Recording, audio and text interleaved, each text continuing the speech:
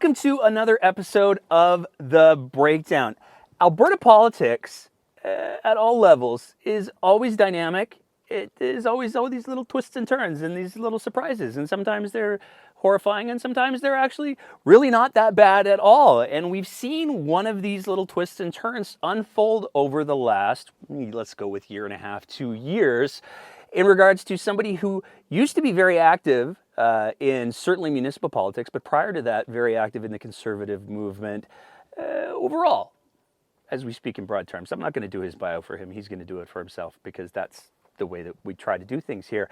But he tagged in on one of our Twitter live spaces a little while ago, and I immediately jumped on the opportunity to say, "Oh, you're coming on the show, right?" And he has graciously agreed to have a conversation with us tonight. And so it is my privilege to welcome to the show none other than Mr. Jeromy Pathfinder Farkas. How's it going, sir?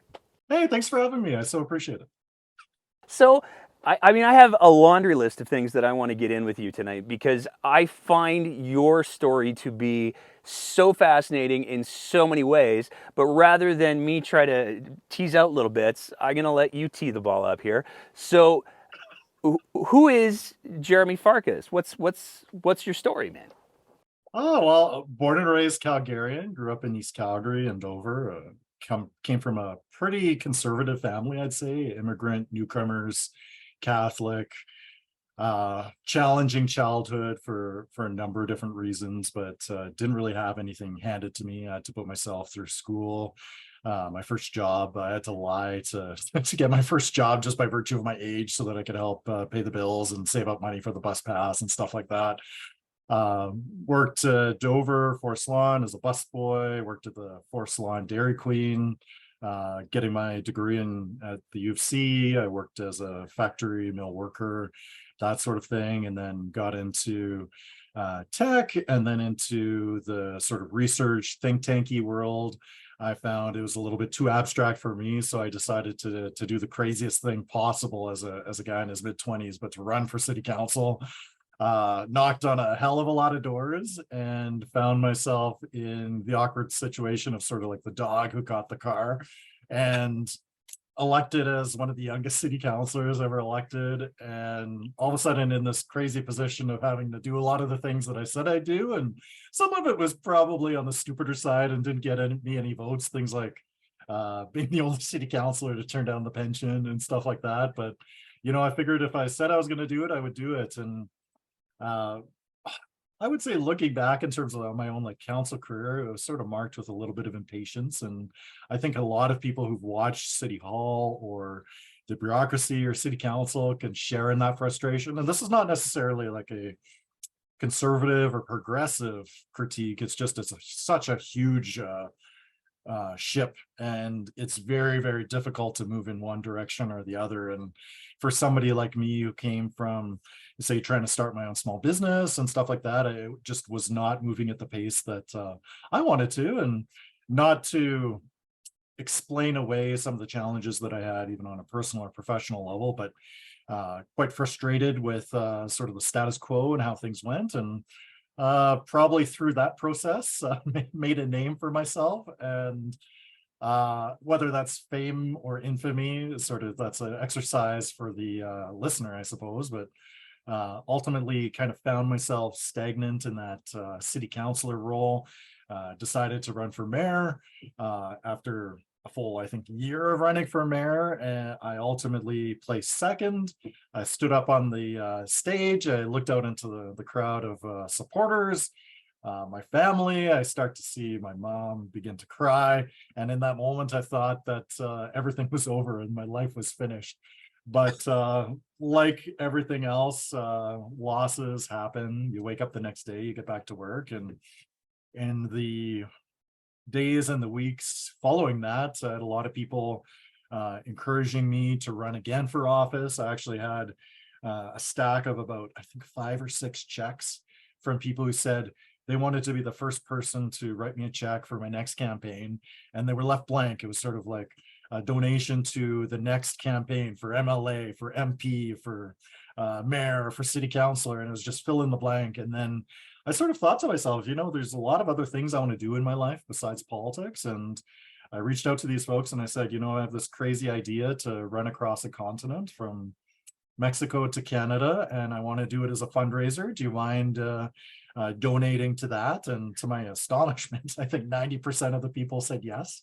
And before I knew it, we already hit $50,000 before I even set one foot on the trail.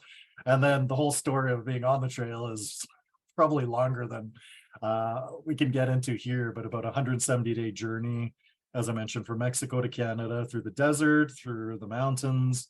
And it was just really an incredible experience. And my own journey out there, getting certified as a wilderness first responder, meeting all the incredible fellow hikers, as well as the trail angels, people in the community that I would pass through Washington, Oregon, and California. It was just incredible. And I could probably speak for hours and hours about that, but just being thrown into like a social setting that was very different than what I was used to, because again, remember, sort of my transition was from high school debate club into University of Calgary campus conservative club, into conservative think tank, into elected office, right? So the I would meet a lot of people through all of that, but the realm or the universe of the social connections were probably not as wide as you would expect.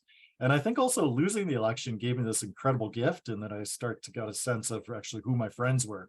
And it really surprised me following the election loss, the people who were interested in me in terms of what I could do as a human being versus being interested in me versus in terms of like what I could do for them as a vote on city council. And it was an incredible say learning exercise to find out that a lot of people who are surrounding me weren't actually all that interested in me as a human being, but the people who actually had a genuine interest in me, it didn't line up on political ideology. I sort of assumed that, it was going to be the conservatives who are still my friends and the progressives who would hate me, but there was no quick and easy explanation for who would answer my calls after the election or not. So kind of long-winded story to say, kind of nerdy, introverted guy. I like reading. I like video games. I sort of got into politics kind of meandering way, but probably one thing I would just emphasize is that there's a lot more to me than politics. And I completely understand for the people out there who only know me through politics to assume that everything I do is about politics, but there's a lot more to me than that. And it sort of highlights or spotlights, I think, a challenge we have in modern, especially partisan environments, where it becomes very difficult to understand and know a person. Maybe that's partially the media to blame, maybe that's partially the candidates to blame, and maybe it's also the voters to take responsibility, and that they don't seem to necessarily be all that interested in what the human being is behind the votes on city council or the party platform in the provincial legislature or in the prime minister's office. So kind of long-winded introduction, but a very eclectic interest. I love doing a whole bunch of other stuff, and I've just really been feeling blessed over the last year and a half since my election loss, because it's really expanded my horizons, not just figuratively, but also quite literally. And it's given me the chance to do incredible things that the me from 5 years ago would never have imagined possible. And I just want to emphasize it. It's thanks in great part to the support of people who would not have seen eye to eye to me on terms of the politics or my platform or things that I campaign for in my political life. So I'm so grateful, and it's in great part due to the people at least having an open mind to me and giving me the room and the leeway to learn and to grow. I wanna kind of work around that a little bit and touch on that a little bit, because I think one of the things that I find particularly interesting about your story is, if we go back to the Jeromy Farkas in the University of Calgary, I believe, and I could be wrong, I've already been wrong about an alleged sibling in the pre-interview part, but your degree is in political science. Yep. and you were heavily involved in the Manning Center tracking votes for municipal politics. And when you came into the municipal politics realm, I feel like it's not an understatement to say you came in pretty hot. There were some very strong positions. You aligned yourself with some of the um, alleged conservative council figures to some degree. I mean, there's plenty of photos of the trio of Farkas, Maglioka, and the man whose name I shall not speak on this show. And that was kind of the Farkas brand within city council. You were kind of the firebrand. You got ejected from council at least once that I'm aware of in my cursory reading that I did before this conversation. And so it's the brand, the public persona, and I want to be very clear. We're talking about the public persona. We're not talking about who Jeromy Farkas is, because we're going to spend more time on that in a bit. But the public persona of Jeromy Farkas was very much the conservative firebrand in a lot of ways, and running underneath that conservative flag. And your positions have, I feel like evolved is not even the right word to acknowledge the magnitude of it, because your positions and your willingness to call out the conservative brand have moved a very, very far away from the days of Jeromy Farkas in the Manning Center. Is that a fair assessment? You know, I would have to say, as time goes on, you learn more, right? It's just you are the product of life experience. So, for example, there are issues, things that I raised, positions I took that I think just betrayed a lack of life experience. I think one of which was, say, my initial vote against parental leave for city councilors. I said, under no circumstances should this be permitted, and for a councilor to take time off would be, I don't even remember the exact quote. I'm sure people will find it. I think maybe a betrayal of their constituents.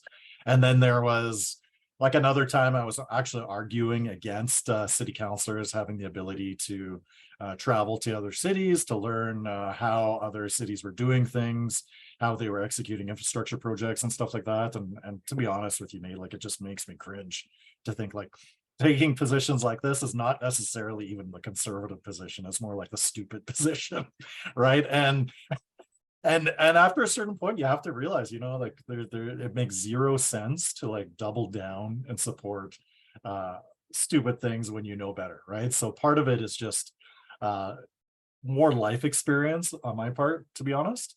But then there's there are other issues where I feel I've been pretty consistent and I've stuck to my guns. For example, I think if you just Google Farkas Wild Rose, I think that the top entry is actually me fighting to have the Wild Rose participate in the Pride Parade.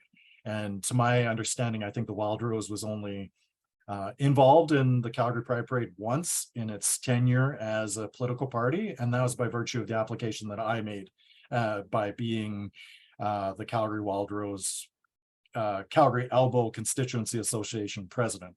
So the reason I raise this is not to brag, but it's more just to emphasize that in terms of progressive social values and things like that, this has been a relatively consistent passion of mine, and I do really, for the longest time, describe myself as fiscally conservative, but socially pragmatic, live and let live, progressive, pro-choice on all of these issues. And it hasn't made me the most popular person within conservative circles, not just in the last 2 months, but probably for the last 10 years. Can you imagine being there, standing up one of 87 constituency association presidents who wants the Wild Rose to take a more progressive social stance on issues like gay rights and so on 10 years ago when the Wild Rose was a thing. So for me, I think that it's been an evolution on some things, and I happily own the areas where I feel I've been able to grow and learn more, have more life experience. But there are elements of my record, things I've advocated for that I do feel quite strongly and proud of. So it's not necessarily a complete 180. The other element is, I'd say, maybe now that I'm not just in the thick thick of things with city council, where I get more media coverage than just say a single sound bite. When people can actually hear what I have to say in a radio interview or in a podcast like this in full sentences and full paragraphs, then more of me is coming out. So I think it's maybe a meeting of the two. I think maybe more people out there are a little bit more open-minded about what I have to say. But also on the other hand, maybe I've mellowed out and there's certain areas where I have grown as a human being and I just refuse to continue to do stupid things when I know better. And that's the part that I'm particularly interested in, because there is a pattern that emerges, especially among young people in political parties. And I don't think, to be clear, I don't think that it's isolated to the right or the left, but it seems like that there's a lot of people who are brought up within that political silo and that bubble who get to be quite, let's go with passionate about their particular political ideology within that silo. And it seems like, part of what you've talked about here so far, and certainly I think that there's a very real public perception. I've had some conversations with some folks being like, what's going on? Like, this is interesting. What's happening here? And I think that that's part of what I'd like to explore a little bit more, because there are people who get into the political game and they get into lockstep and they can't step out of it, but somehow you did. Was it just the mayoral campaign, or was it the traveling? Like, I get the big question that I want to ask you is: we have all of these young folks who have gotten sucked into these political clubs, if you will, and it seems like they've gotten really messed up. And I try to keep the podcast PG, so I'm not going to use the word that I want to use. But how do we unmess them? Well, that's a great question, because maybe part of it is just the physical removal from settings like that. Because when I was out in the wilderness, for weeks, many days at a time, I could not access the internet if I wanted to, right? And I think having that, as cliche as it sounds, like that social media detox, I think was really helpful. It really helped to be forced into situations with other people where I could not block them or I could not just turn away. Whereas in modern political discourse, that's always an option. If you don't like the email, you just hit delete. If you don't like the point of view, you just block. And then you start to self-curate an echo chamber and the people around you. Whereas for me, I physically no longer had that option. And then part of it's also just, I'm going to say, like, ego and attitude. Like, and I hate to say this, but I think once you are elected, I think everything changes. You don't realize that it changes, but maybe everything doesn't change all at once, but eventually it does. You start to lose touch with the people who sent you into office, and you start to be surrounded with a lot of the same types of individuals, lobbyists, fellow elected officials, government bureaucrats. And I don't say this necessarily to be a negative, but I think there's a lot of like-minded folks around you, and the people who disagree with you are so at odds with your point of view that it almost doesn't feel like worth engaging. So you may go to, for example, in the legislature provincially, you may go to work and be around other elected officials, and all the other UCP MLAs might agree with you if you're part of the UCP, and all the NDP MLAs will disagree with you no matter what. And there's not really incentive to engage. And for me, I had a number of situations on the Pacific Crest Trail where I was just thrown into problems, and the cause and effect was so crystal clear for me. So, for example, there's one time, I think it was May of last year, myself and a group of travelers, we had really overestimated our own capabilities, and we're up in this high mountain pass in the Sierra, and weather changed as we were going up this mountain, basically, and we became stuck. We were halfway up. We couldn't proceed, but we couldn't backtrack either.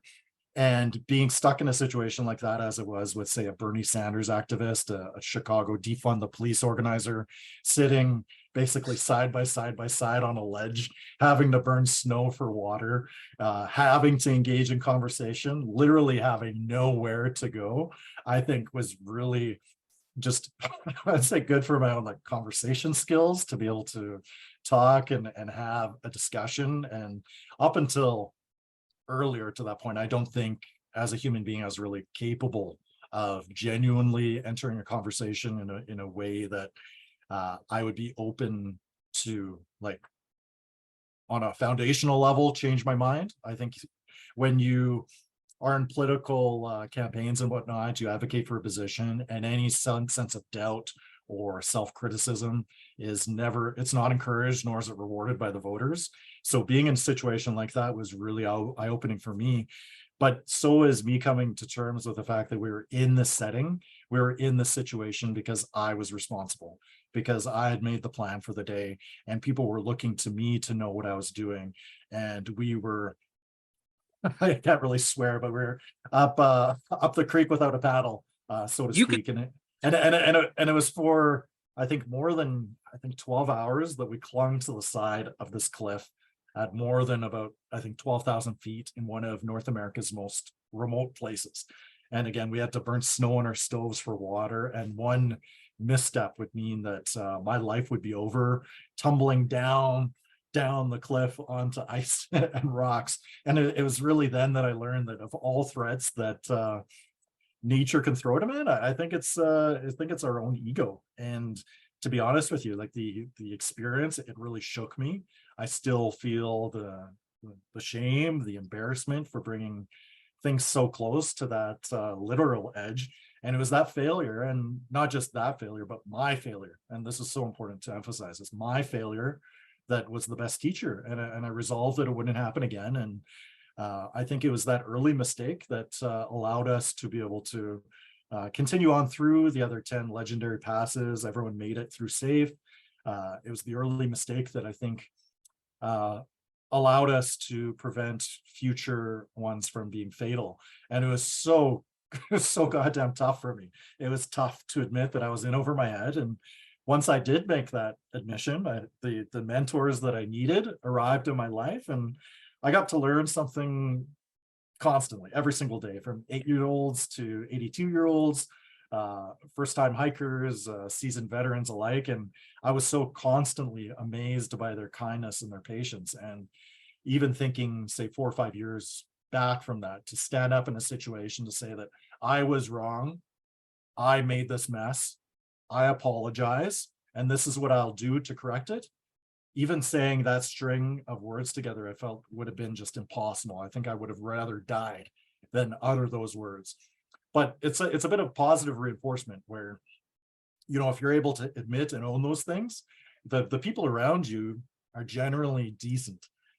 Maybe it's a non-political crowd that's decent, but the people around you are generally decent, and they'll work with you through that. So to kind of, in a roundabout way, to go back to, I think what you're alluding to is maybe the radicalization of some folks out there on the extreme edges of politics and sort of bleeding their way into the mainstream. I saw that. I was crisscrossing through the United States, through red counties and blue counties during the January 6 hearings. And man, it scared the shit out of me to see how close even relatively blue states like California, I think, are on the verge of civil war. To go through these rural areas and then to urban areas, to see the divide in not just ideology, but just how they view each other as neighbors, really scared the shit out of me. I was occasionally reading some blogs, commentary from conservative candidates up north in Canada, and they were sort of looking at people like Trump. They were looking at people like DeSantis with a kind of lens of hero worship, and watching the rollout of things like the Don't Say Gay legislation in Florida and stuff like that.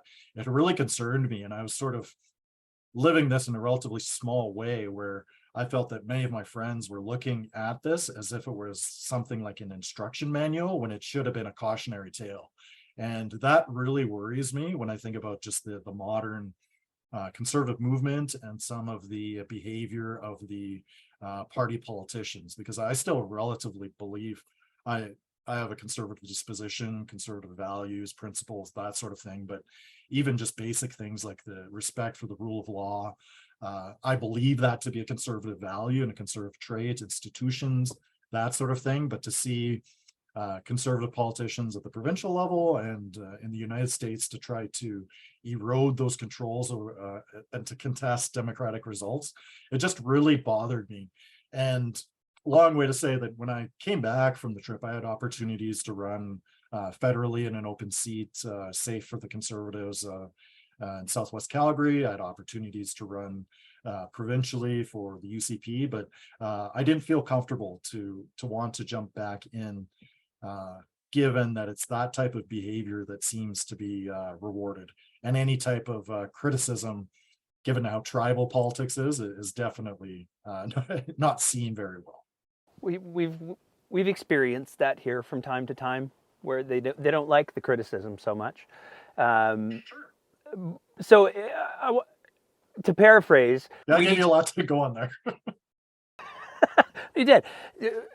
If I'm getting the gist of it, though, what we need to do is take all of the political radicals and stick them on the side of a mountain and let them find their way down. Am I paraphrasing that appropriately?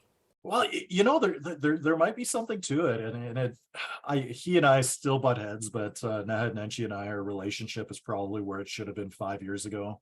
We can tell each other we're full of shit. We kind of laugh. We move on to the next thing, and it really did honestly surprise me, like genuinely, that he was the first person to call me after my election loss to encourage me to get out, to go for a coffee, movie, stuff like that. It just genuinely surprised me, and the fact that many of the other people in my social circle, the moment that I no longer had value or utility to them, they dropped me.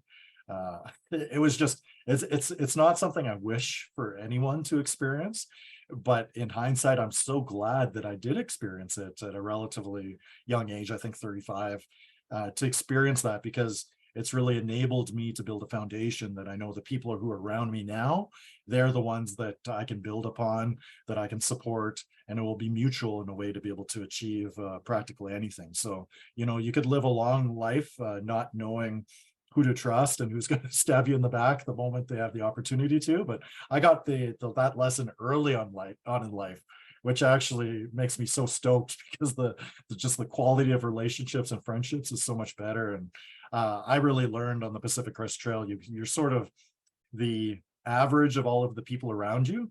So by being more cautious about the company you keep, I think can make you a lot happier. And especially just thinking back, even 5 years ago, I think I know half as much as I did back then.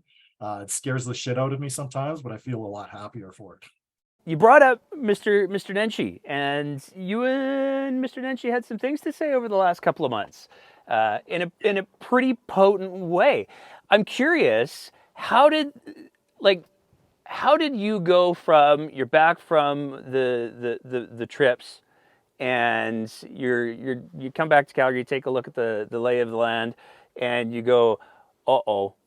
How do you go from that to, I mean, you did panels with Naheed Nenshi talking about the concerns that you had for the direction that the UCP was taking. Can you walk through how that happened? Yeah, so I think the first early test I had was having this experience of Naheed supporting me. I think he endorsed my run across the country. He was a big avid supporter of mine. He helped us reach, I think, $250,000 in our fundraising goal for Big Brothers and Big Sisters. And he didn't hesitate to jump in and support me when, I think, depending on your point of view, maybe I was radioactive, or there would have been maybe the fear of, okay, what happens next? But he genuinely was interested in helping me. So the test for me came when I returned. I don't remember the exact timeline or how many days or weeks, but I think it was right after I came back that there's this revealed alleged plot by some individuals wanting to pose with like fake Russian mafia money to try to entrap him. I don't know if I'm explaining the issue very well, but anyway, there's this completely bogus, or rather just crazy crazy scheme that was revealed. And I guess it's before the courts in terms of whether this actually happened or not, but several, I think, conservative individuals were implicated. And it just, I think it was hours and then I think a day had passed with the story, and really nobody was jumping to his defense. And I think a lot of people were like very maybe just worried about either ruffling feathers with the developers or pissing off some of their fellow conservative colleagues, or maybe they thought the mayor or the former mayor wasn't that popular. It wasn't, there wasn't any utility. But ultimately, I decided to jump in and say, you know, we fought a lot. Former Mayor Nenshi, he's a lot of things, but he's not crooked. He's not corrupt. And it was a kind of a test for me, because I felt that if there was ever a time for me to reciprocate, it should be now. And that the temptation really was there just to keep my mouth shut. It would have been a lot safer for me. Even just jumping into his defense, I think, burned a lot of bridges for me within the conservative movement, but I felt that it was the right thing to do. And I'm still disappointed that there's many people who sort of agreed with that position, but ultimately didn't decide to publicly support him.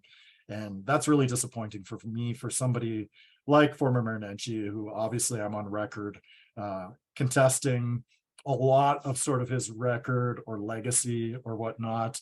You'll be able to say, the historians will be able to say a lot of things about him one way or another, but I think at a minimum, everybody recognizes that he was not a corrupt mayor. And how fucked up was it that there's conservatives out there who are actually hoping to have had a corrupt mayor, right? So that was one test. And then probably the second one was with, and I'm not sure if this was alleged or it was Mayor Gondek's point of view on this, but the revelation that Councilor Chu was allegedly abusing his authority and access to the staff parkade to, I should be careful in terms of the verbiage. I'm not sure exactly what Mayor Gondek's account was, but basically I think snapping photos of her license plate. The councilor was distributing this and potentially opening her up to security risks and whatnot. And this was another, I think, test for me where it would have been just easier for me to shut up, but I've just felt so frustrated and so hurt that somebody who I had considered a friend would abuse their authority this way, following past substantiated professional misconduct, right? So there's a number of different issues where I don't think it's necessarily giving up on your conservative principles to challenge some of those folks on the right, but I think it's sticking to your guns. It's because you value your principles, your integrity, that you're willing to call those things out and to just toe the line and to support some of these individuals who are doing wrong. I think it would be the exact opposite direction that we should be going as a society.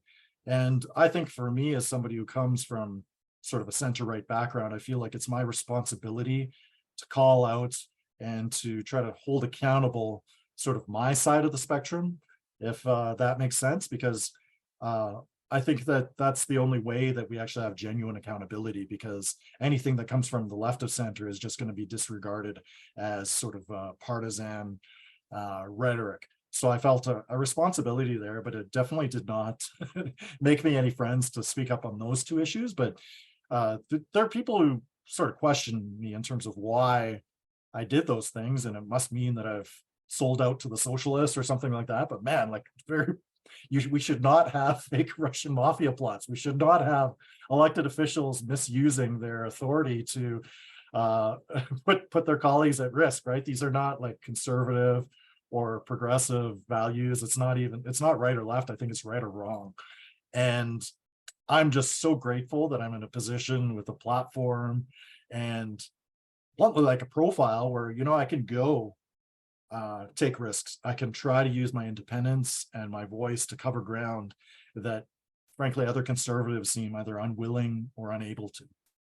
I wanted to explore that a bit because you talked about you taking some of these positions, which are, they're pretty defensible. Like maybe don't take pictures of people's identifying information and share that. Doesn't seem like that seems like something everybody should be able to get behind. Maybe don't try to ensnare people in alleged corruption schemes in order to try to influence the outcome of elections.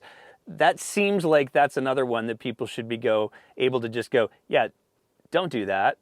But it's fascinating to me, and I have to be clear again. It exists on both sides of the spectrum, where if you step out of line from what the march is, whether it's right or left, there are people who will say, "Oh, I'm not eating lunch with you anymore." Well, Nate, I'll give you another example. So I think it's so important for us to hold our side of the spectrum in check because nobody else will. And if we don't do it, then that means the other side, when they get in, they'll be doing it even worse. And I think we'll all be to blame for it. And specifically, look at what happened with the Prime Minister, Justin Trudeau, his interference with SNC-Lavalin, his cabinet ministers trying to lean on prosecutions. There is an ethics commissioner involved in that, ruling of fault found against the Prime Minister. There's sort of a collective shrug from the Liberal establishment. Progressives sort of hand waved it away, said, this is not an issue. And then fast forward, I think a year or two, I was on the radio sort of condemning the ethics commissioner finding against Danielle Smith, condemning Danielle Smith for in the report, I think a quote is like she was found, her actions were found to be a threat to democracy, quote unquote. And there were many progressives out there who really, really relished in me calling out the premier for this violation of ethics law. But I don't think they should be that smug, because she skated away on this issue because she walked the path that was paved by inaction of the left on Justin Trudeau. So I think it became normalized that whether you're a right-wing politician or a left-wing politician, you can get away with violating serious ethics law and trying to impede on prosecutions, right? So this is just a specific example of where Danielle Smith gets away with this, largely, in my view, because of the collective shrug and the public disinterest from what happened with Prime Minister Justin Trudeau. It's fascinating to me because it seems like I don't know how we move on that. That's one of the things that we try to explore on the show here, is the question of, the public is disenfranchised. Many members of the public are disenfranchised from the political process because they're all a bunch of crooks, which means that the crooks just get more crooked, and then the public goes, see, that we're right, they're all a bunch of crooks. And then how do we stop that, do you think?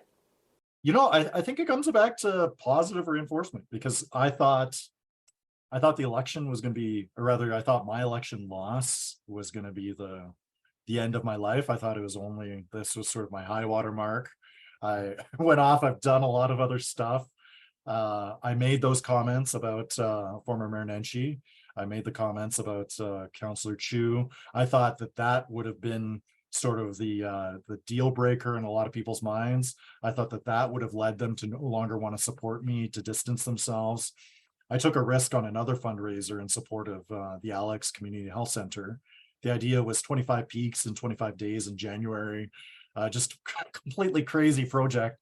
And I thought we were going to be ambitious with $25,000 as the fundraising goal. But we started climbing the peaks. We started doing this stuff. Credit to actually City Councilor Evan Spencer, who joined me on one of the peaks. That guy, Evan, is a beast. Just want to plug that guy. I was like very difficult keeping up with him up Prairie Mountain. Anyway, I thought we were going to struggle to hit the 25,000, but we easily doubled our goal. So for me, it's just the positive reinforcement. I think if you do the right thing, it's never going to be the wrong thing. And I think that the right people will still support you if you are rational, you're reasonable, you're putting out a position that's defensible, and you're not an asshole about it. And I think that's something that I really got caught up with in my time as a city councilor, was a lot of the performative aspect, where I was playing to the cameras, and often I'd have a winning idea, but it wasn't enough for me to have the idea win. I had to see the other person lose. And if there's just innocent bystanders who are watching an argument or a political discussion, they're probably not going to care too much about the merits of the argument if one side is just so blatantly being a raging asshole about it. So I think if you can try to lower the temperature, if you can try to be rational and you can try to be reasonable, I think that ultimately the public and the voters will reward you in it. And this is really tough because partisan politics and, like, say, UCP or NDP fundraising and whatnot, it happens from the margins. So they don't tend to get donations from people who are generally content with how things are going, or the moderates. They tend to get the donations from the people who are angry about something on both the left and the right. So I think it's very much a challenge, and maybe in some ways it means that municipal politics is sort of the last bastion where you can have those reasonable debates and those arguments. But you know, I really struggle with this question in terms of where partisan politics is going today. And if I wanted a political comeback, I would have signed up for safe seats with the provincial or federal conservative parties. For me personally, it would have been so much wiser just to shut the fuck up and avoid alienating so many of my former friends and my supporters. And but instead, like, I feel like I'm just really grateful to have the ability to use my independence and voice to cover ground that other conservatives seem really unable or unwilling to go. And that doesn't mean that I've given up my, like, conservative values or principles. Like, say, for example, like, does it make me a socialist now that I'm uncomfortable with our premier boycotting our veterans, boycotting Remembrance Day, boycotting the poppy? You know, I thought it used to be a conservative thing to actually be for our armed forces and the heroes who died for our freedoms, right? So it's not that I really don't feel like I have changed so much, but maybe it's the world that has changed in such a just crazy fashion that all of a sudden there's a lot of other folks who might be from the center or the left of center who might be looking at what I'm saying differently. I'm gonna chase you down on one of the things that you said there. Yeah, You go said if ahead. I wanted a political comeback, I would have, just taken a safe seat. So what's I want to talk about the arena because I know that's going to be spicy. But before we get there, what's on the horizon for Jeromy Farkas? Well, I really loving challenging myself, diving into punditry. I'm a little bit more active as a pundit than maybe your typical, like, MRU political science professor. I think the politics is not a spectator sport, but I'm enjoying the commentating. I'm enjoying the ability to raise issues that other conservatives feel uncomfortable with, and I'm loving diving into the writing, the filming, or rather the filmmaking work, community board work, stuff like that. And going from a political bubble to working every day with people who think just so completely different from me has been really awesome. And I'm getting to do things that, again, that me from 5 years ago would think insane, like 25 peaks in 25 days, hiking through the mountain across the continent. These are things that I definitely don't think would have been possible if I was still in office. And I'm not at a point to share too many details, but my next project right now is to challenge the speed record for the fastest on-foot crossing of Canada from ocean to ocean. And I'm hoping to touch on some themes around reconciliation, climate, and maybe housing with a partner. And we're not quite at the stage to be able to share too many of the details, but man, like, I'm the kind of guy, like, I just love throwing myself at challenges and problems, and I'm not one to really be happy sitting still in front of a desk, if that makes sense. It does.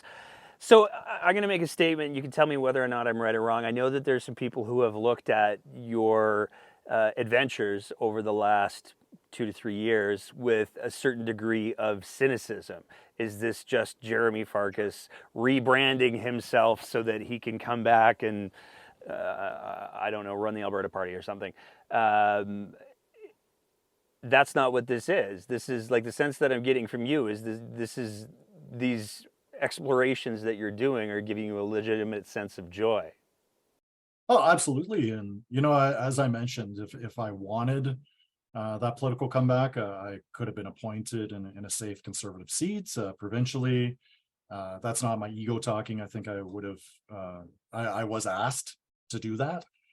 Same thing federally. There's an open seat here in Calgary, in Southwest Calgary, where I represented it as a city councilor. And bluntly, if this was a long game to like travel 5,700 kilometers through the mountains to be able to get a conservative nomination, like I would have been able to do that. Same thing, like what I'm a lot of my commentating and stuff like that, and some of the discussions I've been having is frankly alienated quite a few people. So in any event, I think a lot of what I've been doing is made a political comeback relatively less likely, if that makes sense, especially if it's in conservative circles. And there, nobody likes a traitor is what I was told, and I should have chosen silence is what I was told by some of the partisans. But if they liked me at city council for speaking my mind, speaking truth to power, then they should have known what they were getting as far as just who I am as an individual and a person. And I'm not too proud, at least anymore, to admit when I fuck something up, when I was wrong about an issue. And if I learn new things, I'm going to be open to changing my mind. And I think that as ridiculous as politics is these days, I think we need to, for those cynics out there who might be thinking I'm just full of shit, and I think that we need to reserve some room in our mind to allow people we dislike to occasionally make good points that we agree with, and to at least give them the credit where credit is due. But I'm not seeking redemption, if that's some of what some of the commentators have been saying. I'm just trying to live a good life. I'm trying to do the things that I find to be fun, that I enjoy, and in so doing help other people. And I think there's also the common criticism or accusation that say the 25 Peaks in 25 Days or the Pacific Crest Trail, there's the accusation that these were publicity stunts.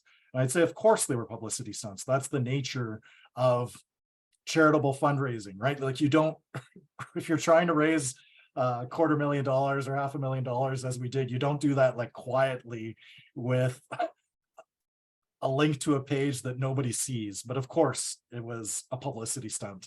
And just being the campaigner or the political strategist, I can say, of course, doing stuff like that does not hurt brand or profile if you're trying to jump back into politics down the road. But even if I was angling again to be mayor, it would have been a lot easier to have like a safe MLA seat or a safe MP seat to be able to fundraise off of, to build that off of as a jumping platform. But for me, again, like I just enjoy doing so many other things, and I'm not just the political creature. But one other way I'd say it is like, I'm not trying to rehash the past election. I support our mayor and council because I think they need our support, for example, to get a better arena deal, things like that. And I deserve to lose that mayoral campaign because I ran in such a one-dimensional way, and I was really closed-minded to essential parts of the job. And again, like I'm not rehashing, refighting all these battles that people want me to. And the fact that I'm not engaging with the Twitter trolls and fighting those battles from years ago, I think frustrates a lot of people. I'm just getting out there, trying to live my life, have fun, and to try to help other people in the process. But it doesn't mean that I'm a perfect person. It doesn't mean that I'm not a flawed human being. But if anything, I'm just really grateful that when I can come face to face with my fears, with new evidence, with changing my mind, that the vast majority of the folks out there have been really, really decent to me and given me the open mind and the ability and the space to be able to learn and to grow. You're teeing me up. You're doing all my work for me tonight. This is absolutely so easy. You talked about supporting council. You talked about the arena deal right there. And it seems like, I mean, we've done a couple of episodes where we've kind of touched on the deal. And I mean, I don't even know if I mean, it's a deal for somebody, but there's a very real argument to be made that it's not a deal for Calgarians or taxpayers across the province at all. What's your take on the arena deal? One of the, and I'm going to preface this by saying one of the justifications that has been put out there for this arena deal is, well, it's pretty much the same arena deal that we have now, and we really needed the provincial support for the infrastructure around the area. So it's a tempest in a teapot. What do you make of that? So have you done a deep dive for your followers yet on like the comparison between the old deal and the new deal? No. Yeah, so if you don't mind me getting into the weeds, so Please. under the old deal, that our council, myself, Jeff Davison, Naheed Nenshi, and others had agreed to, taxpayers paid half the cost and recovered most of that money back. And after the increases we gave to the budget, the Flames would be on the hook for 100% of the cost overruns. We would get a 2% ticket tax. We would get a share of the naming rights. We would get basically most of our money back. And under this new deal, taxpayers will pay for 95% of the deal upfront, and we receive no money back. We get no revenue. We get no ticket tax. We get no parking fees. We get no naming rights. So again, it allows CSEC to Calgary Sports and Entertainment Company to put in only 5% of the upfront cost to receive about 100% of the profits.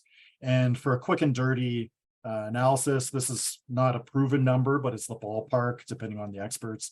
But over the lifetime of the agreement, I think it's fair to estimate that it's about an $8 billion revenue that ultimately the CSEC will enjoy in exchange for $40 million of the upfront cost and a $17 million a year payment that increases only 1%. And it goes down in real terms with inflation. So this is just, it's a bad deal all around. It's a great deal for the Flames. I don't begrudge the Flames, but I think generally, if we're going to be partners in this kind of exercise, we should be equal partners on the upside and the downside. With this new deal as well, if the new building is destroyed or damaged in the event of another flood, it will be on taxpayers 100% to replace the building for the Flames. So that's a big liability. And the new location is just as flood prone, if not more flood prone than the existing Saddle Dome. And there's other issues with now we're also sharing in the cost overruns, whereas under the old amended deal, the Flames were 100% on the hook. So they actually had the incentive to make sure that everything came in with an appropriate budget. So there's a number of different problems with this. And if I were to guess, though, I think it was the council that was really feeling the heat for things like transit safety or lack thereof, defunding the police, and past decisions like basically declaring a meaningless climate emergency at the same time as allowing unprecedented greenfield development. And I think Mayor Gondek and the others, I think they wanted to win anything, any deal at any cost. And that's why they were so desperate to hitch their wagon to Danielle Smith. Basically, I think it was 2 days before the writ drop at what was very, very transparently a UCP campaign event. And I think cynically, the council must have done the calculation and thought that the UCP was going to win anyway. And they wanted also to keep a good relationship with developers for campaign finance reasons. And I think that makes things become a bit more understandable, but still bad, to be clear. And one thing I just want to emphasize to be crystal clear, I'm not trying to shit on Gondek so much as encourage folks to give her the, I'm going to say, public pressure / support that she needs so that she and council have no choice but to go back and get us more favorable terms. And I think that's the only reason that we got what was, in my view, still a bad deal, but a much better deal previously, because Mayor Nenshi had essentially campaigned on this, gone to the wall with Bettman and others and campaigned on getting a fair shake. And the Flames knew that he had the public will behind him. Whereas I think this council and this mayor are so deeply unpopular that CSEC knows that they don't really have a strong bargaining position. It's wild to me. One of the criticisms that I've seen out there is that there was, you take a look at this council, and there were a lot of people who campaigned on sort of this ill-defined progressive agenda that led to things like the climate emergency, but we're not going to do anything substantive being declared. And it's fascinating to me that you have this a good chunk of this council rode in on this progressive wave, and when the rubber hits the road and there's this arena deal, they all go, but we need to win. Like, that's again, it's one of the themes that you've been sort of touching on throughout our conversation is you've been talking about sort of having the strength of your convictions, and it's I've had countless conversations with folks who have said, but how was it unanimous? And like, if it passes, it passes. We've seen some things pass over the last little while that got walked back, like the affordable housing piece. But um, this was a unanimous vote. I'm curious, is it just the pure Craven politics that you think got it to the unanimous vote part? Because it seems like any councillors that have sort of been pressed for, hey, this seems like it might kind of be a shit deal, have gone, no, no, it's the best deal ever. I'm not, rah. And there hasn't been much. I think being the one guy to stand up and say no, that's not a recipe for political success. I think that they're I think no matter what, there's people out there who are going to think that you're obstinate or petulant for saying no. And I think there's so much danger to being just the single one vote against. And if they were looking across the room, the faces, and they said, there just wasn't going to be enough strength in numbers, they probably just decided to go along with it. And I think council, again, they're paying for the arena through reserves, and these reserves are unrestricted. They could go to literally anything else, including to say top off housing funds, to top off family and community support services, other areas, frankly, that have gotten cuts under this mayor and council, like essential mental health services. There's only so much money. So money put into the arena cannot go elsewhere. So it's crystal clear to show, or rather to say, that council has chosen to fund the arena at the expense of other programs such as these. And I think it just cuts the legs off of them whenever they talk about lip service to climate or to housing or to affordability or to transit safety, all of this other stuff. And I think that it's going to be really dangerous for this council, because when it comes to that so-called, in air quotes, like progressive agenda, it only seems like it's lip service to these things. But it might have been some American politician that says, don't tell me what you value, show me what you budget, show me how you spend your money, and that is what you value, right? So at a time when they're cutting mental health services, they're making all of these other really harmful long-term reductions, but still they find upwards of $1 billion in taxpayer money to fund a corporate giveaway is just mind-boggling to me. And I'm sure there's people listening who say that my comment here is maybe it's sour grapes, I'm mad about losing the election. No, I fully embrace that. Again, I said I lost the election, I think, for a good reason. And it is personal for me, though. You are right about that part, but it's not personal for the reason that you may think. I just think that Mayor Gondek and some of these other councillors, the people that they're trying to cater to right now, they will drop Mayor Gondek and the rest of them the moment, the very instant that they're no longer useful to them. And trust me, I know this from personal experience. So my frustration here is not necessarily seeing a vulnerability and trying to dunk on the city council at a vulnerable time. Again, my message is I think we need to rally behind and alongside these councillors and the mayor, read pressure / support so that they can actually get us a better deal. Because this is just completely outrageous, the current direction that they're going, where no meaningful progress and just symbolic gestures.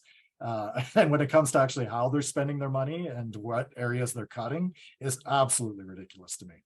And I think it should be to both conservatives and progressives. I mean, the question that I keep going back to is everybody's scared of the core, allegedly. And it's Thunderdome down there these days, I'm told. Scared of the core? How? What do you mean? We have the premier of the province talking about this public safety emergency that's going on in the downtown cores. I think that there are people who maybe look a little bit scary, but aren't actually all that scary once you get to talk to them. That's just my opinion. But if there is this public perception of it's Thunderdome down there, how are you going to convince people to attend an event center when all of the underlying issues, the mental health and addiction stuff, the supply stuff, those are going largely unaddressed. If not, and some people would argue when we're talking about the substance abuse stuff that there is real evidence that the province is moving in the wrong direction in regards to it. Yeah, and I think it's not an either or in terms of long-term prevention and immediate protection, right? I think we need to do both. And I think that was a mistake that I made in terms of my time on council. Like, I was just very focused on the policing equation, on the support for CPS, without actually looking in terms of the long-term investments that we can make to actually reduce the burden. And I think that's also something that a lot of the defund the police advocates missed, was that they wanted to go all in on these preventative supports and in a single year do drastic cuts to CPS. And to me, it's quite obvious now that we need an all of the above solution. So crime and safety and all the rest, it's perceived and it's actual. And if people don't feel safe, then they are unsafe, regardless of the evidence of the number of incidents, the issues, and like the statistics I think are pretty damning. I do think that we have a safety crisis in downtown, especially with transit, but it's really, frankly, pissed me off to see some of the conservatives just gaslighting a lot of the legitimate criticisms that people have in terms of the emergency that we have on transit. And frankly, Danielle Smith was able to tap into this, and just by virtue of talking to a lot of folks, especially suburban Calgarians who might be taking transit to the downtown for work, she was able to tap into this and present a solution that the NDP just didn't have on this as an issue. So I think it just goes back to, what is council prepared to fund when they've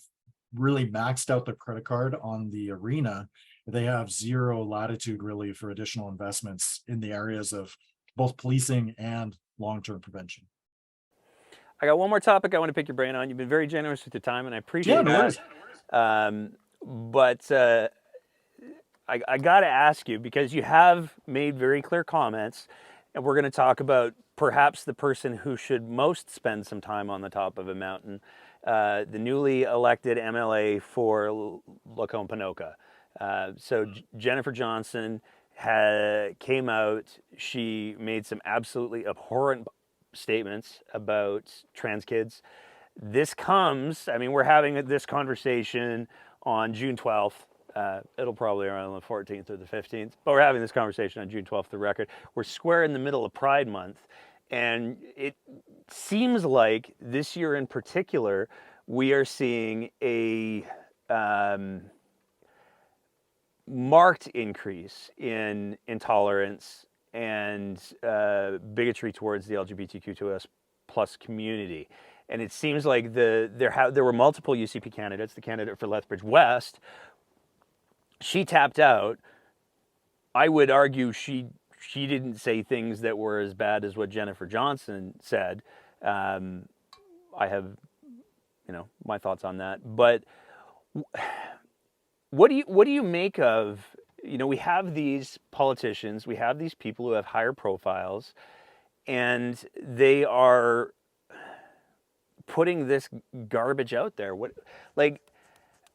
And this is another one of those, how would you propose that we hold politicians to account when they spew this kind of garbage? Oh, aside from throwing them on top of the mountain, which I'm all for. I think your next fundraiser, you should run to Saskatchewan and back or something, and all the money goes towards putting all the bigots on the top of a mountain so they can learn some hard life lessons. That's just me. But that's obviously a bit of a lighthearted approach to it. But how do we address that? Because it seems like the thing that I find most stunning, and I'm going to hold the NDP to account on this as well, because they had a candidate who in their nomination, it came out that they had said some pretty horrid things about trans folks themselves.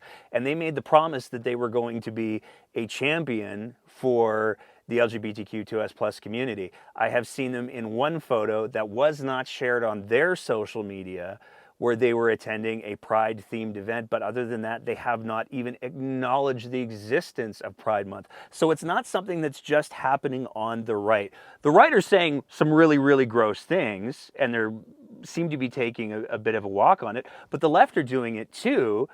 How do we get everyone to stop being bigoted in 10 words or less? Oh, oh, I sort of get the sense that you might be giving me a softball to maybe reintroduce the story I shared on the eye opener. Is that right? I try not to force people into corners. I invite them. But and I still so much struggle with this, and I so appreciate the way that you've broached the topic, because it can often be uncomfortable to share your story. It can be so uncomfortable to ask, and like, so I think it's the 7-year anniversary of what happened to Orlando, the massacre there, and it was all because basically some guy took offense to seeing two men kiss in public. And if anybody out there has ever asked, like, why isn't there a straight pride parade, and that's why, because you've never had to look over your shoulder before holding your partner's hand. So for many people out there, like, pride, it might seem frivolous to you, but for many people, it's the first and it's the only time through the year that they can express their love and who they are with only minimal fear of repercussions. And like, I'm really grateful that we live in a place like Alberta. We didn't, what I think what we saw with how the community rallied against Jennifer Johnson, I think was really good. I think the UCP action was appropriate to disqualify her, or rather just not have her sit in caucus, but I think it still came later than I would have liked. I think it was maybe 3 or 4 days that the story was allowed, and depending on who you ask, maybe they were doing polling or focus testing on that. And again, it really frustrated me, and it gave me the sense that there's still so much more work to do within the party. But it was really good to see how Albertans rallied to condemn her comments. And I was thinking a lot about that in terms of whether I should comment, what should say in my commentary. And what I really, really, really, really regret about my campaign for mayor was listening to a lot of my team members who urged me to never mention my LGBTQ identity. And I think it was for them just trying to play it safe, to be that safe conservative cardboard cutout, and to not alienate people that we needed their votes, in air quotes. And I think I'm just really ashamed that I went along with that. And I think part of it was the political, but the majority of it probably was the personal, because I was afraid of honestly being targeted, of having that bullseye on my back again. And as I had shared on CPC as a child, I came out to my best friend, and overnight this guy basically became one of my biggest bullies, and I was tormented relentlessly. I was physically, verbally, and sexually assaulted, and I was in a situation so desperate that I tried to get access to the school computer, and I searched basically how to commit suicide. And I was further along in the planning than I would like to admit to, but it was really just random chance that I was interrupted and before I could carry out my plan. And it was all because the right person had observed my distress, and they treated me with the sheer basic kindness that I deserved to receive as a kid. And if I was in such a vulnerable, desperate, dark place at that time, and I heard commentating, like, if I heard the video or the comments, like, there you are. Oh, what a time for that to happen. I think my internet died here at home. You're on my cell phone. I don't know if you can still hear me okay. Yeah, I can hear you fine, and I can mix that together, or I can just say it cut out right after you were talking about how it would have impacted you if you had seen that sort of commentary from people in high profile. Yeah, so if I had heard comments like that in such a dark, desperate place, then I don't think I'd be here talking to you today. And the reason I raise this is because it's not a left or right issue. It's not a conservative or progressive issue. I think it's more than even right or wrong. I think it can be life or death for a lot of folks. And I think there's many, particularly on the conservative side of things, and I'm sure that this cuts through party lines, but I think particularly where the work needs to be done is in the conservative movement on this. The education, not everyone out there knows what they don't know. And again, the reason I raise this is that LGBTQ youth, individuals, particularly transgender youth, face much higher incidents of self-harm, higher suicide rates, bullying, other horrible things. And again, these are just kids. And under no circumstances should it be acceptable to equate them to pieces of shit like this candidate did. So all of this to say, and this is the part that I struggle with the most, is I want to live in a world where people can learn, they can live, and they can grow. And I know that the premier was very quick to jump in and say that this individual has a path to redemption or an ability to get back into caucus sometime in the future. I'm going to park my frustration with that. It sort of felt like she was walking back the ejection. The premier again then came out and said, no, her decision's final. She won't be sitting in caucus, which is good. Anyway, but a long rambling way to say that I want to live in a world where people can learn and live and grow, and they can be educated about the things that they don't know. And I think that there's many among in the community who would say that, no, this person is dead to me. They're the persona non grata. They should not be engaged with whatsoever. But I think that that actually sends us down a darker road, because it encourages individuals who have those views to just double down. It encourages them to just continue to associate with people who continue to have those views. And it puts her or him or whoever has those views in a situation or position where they continue to perpetuate those views. So yes, I would like to live in a world where ultimately an individual like this can be educated and they can be brought on board to be part of the solution instead of part of the problem. But man, it's very tough. It's very tough to be advocating for redemption if there's no other way to put it.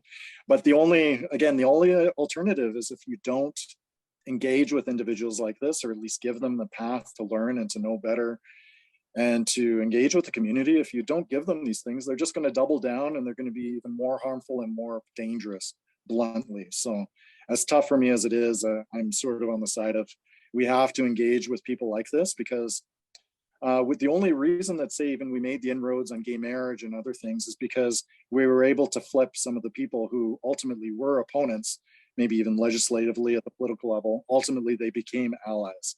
And it was frankly some of the most harshest critic of marriage equality in both Canada and the United States who ultimately became supporters. And we needed their assistance to be able to get to where we are. So it's a real tough one. It really strains patience and kindness.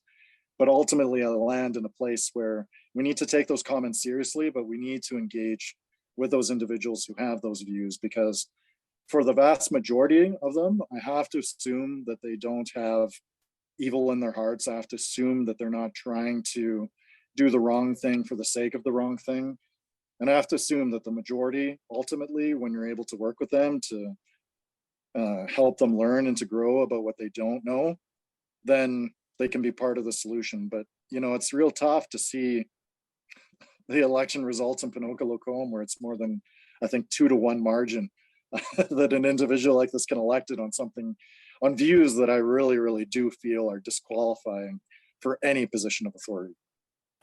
Last night on our live show, we had a robust conversation, I'll say, around Pride and the reactions of some folks to Pride. And I was very grateful because a very good friend of mine called into the show and corrected some things that had been said and had been corrected. She just corrected them from a much more educated and clinical approach, which was tremendously valued because there were some things that were said that were not true. But one of the things that she raised was how important it was that kids know that it gets better. Yeah. And so I'm curious, given the story that you just shared about the horrifying experiences that you went through, what would Jeromy Farkas today say to Jeromy Farkas back then? Oh, I again, it comes back to I was very scared to sort of daylight this. It was always, it wasn't that I came out on the radio segment. It was sort of, it was always known that I was a member of the community. The reason that I raised it and I felt I had to is I'm in a position where I'm loved. I feel supported. I have incredible friends. I have a wonderful personal and professional support network. I've look, I've tasted success. I've suffered setbacks. I've walked practically from ocean to ocean. I've stood on the tallest mountains. I like to think that I've really, really gotten a good look at this place. And the world out there is as every bit beautiful as you. You are loved, whether or not these people out there on the fringes and the extremes believe that. You are beautiful, you are loved. And that's the number one message that I would use my platform and position of authority, such as it is. But that's everything that I heard when I needed it. And I think it's just so important for us when and where we can to emphasize that. And bluntly, I don't think it's going to be, I don't want to make this political again, but I don't think it's going to be good enough for conservative parties in the future to be elected on a position of tolerance. Like, I think this idea of I tolerate you is not, it's not acceptable anymore. I think it has to be clearly, regardless of where you come from, who you are, what you want to be, who you love, that you are welcome, you are loved in a place like Canada. So I think just tolerance is not going to be sufficient for any mainstream political party, period, in this city, province, country.